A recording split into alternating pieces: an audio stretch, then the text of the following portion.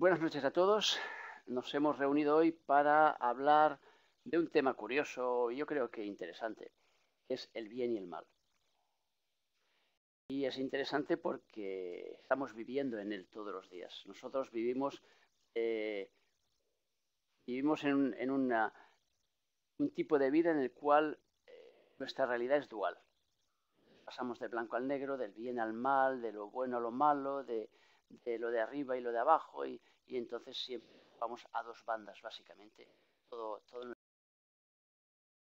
a dos bandas, pues nosotros nos acostumbramos entonces a ir jugando un ratito a uno. Lo interesante, lo primero a saber dentro de este juego es que nosotros estamos jugando una partida en la cual eh, el objetivo principal de esta partida, el objetivo principal de esta vida son las experiencias. Esa es la clave. Hay gente que me pregunta y dice, hombre, pero ¿por qué me pasa esto? ¿Me pasa lo otro? ¿O por qué hay países que están pasando mucha hambre y en cambio hay otros países que tienen una renta per cápita muy alta? Hay gente que muy alta, hay gente que tira comida y hay gente que no tiene para comer. ¿Por qué hay tantas diferencias en el planeta?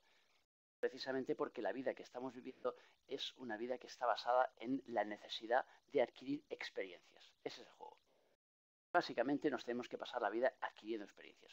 ¿Por qué? Porque es como si de alguna forma pongamos que tenemos en nuestro interior, para decirlo de alguna manera, perdón, pongamos que tenemos en nuestro interior, eh, podríamos decir, para poner el ejemplo, digamos que tenemos como un maestro en nuestro interior. Y entonces a ese maestro nosotros le tenemos que traer experiencias de todo lo que vamos haciendo. Si no le traemos experiencias, se enfada con nosotros, porque nos dice entonces que nuestra vida resulta inútil. Y así entonces nos vemos abocados a estar viviendo de forma constante experiencias una y otra vez. O sea que, entonces, ese es un poco el juego. Entonces, dentro de ese juego, pues lo haremos mejor o lo haremos peor. Jugaremos unas cartas o jugaremos otras. A veces nos tocarán cartas buenas y cartas malas.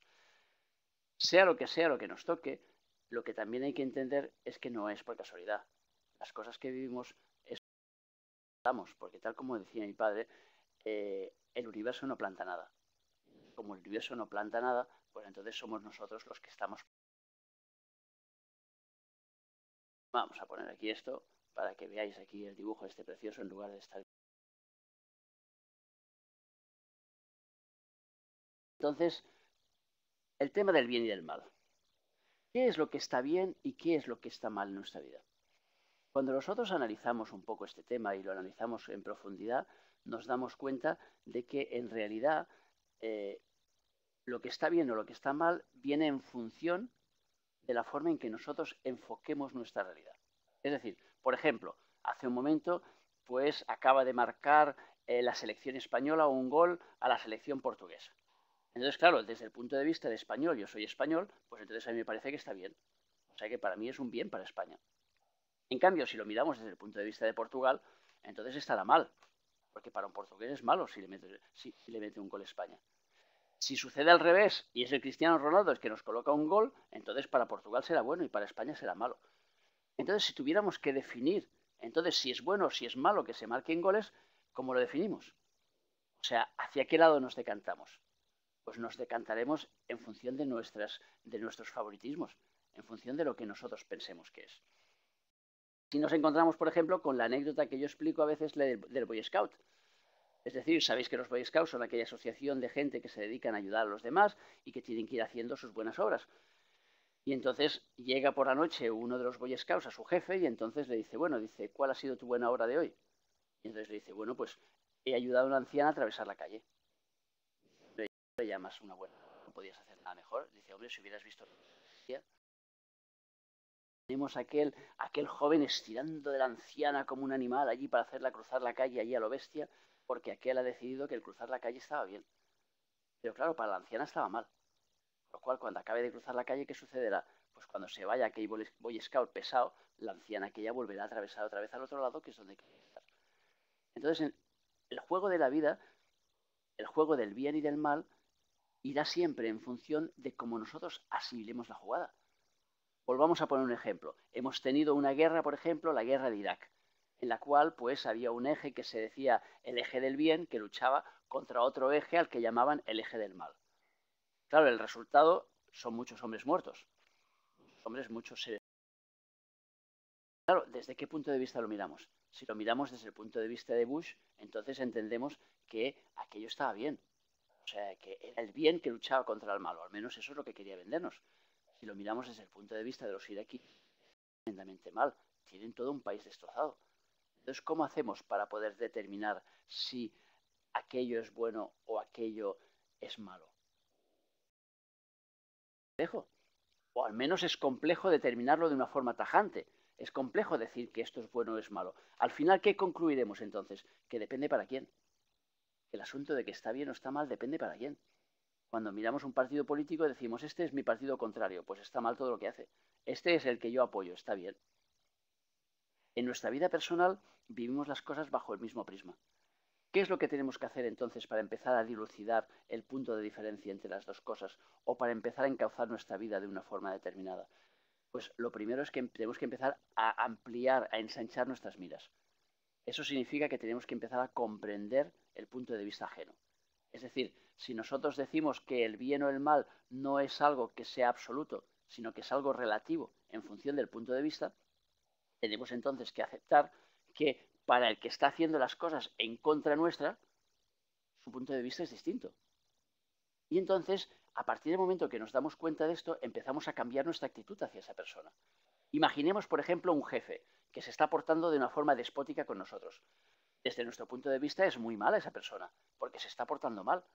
Pero, ¿y si lo miráramos desde el punto de vista de él? ¿Y si él cree realmente que la forma que él está actuando es la forma de incentivarnos para que nosotros vendamos más sus productos? Podría ser, ¿verdad? Entonces, si nosotros llegamos a comprender esto, nuestra actitud hacia esa persona será distinta. Si nuestra actitud hacia esa persona es distinta, entonces lo que nosotros recibiremos de ella también será distinta. Y ahí es donde yo quiero llegar. O sea que el asunto es que nosotros comprendamos que el vivir las cosas bien o el vivirlas mal, siempre entre comillas, va a depender de cómo nosotros enfoquemos la jugada.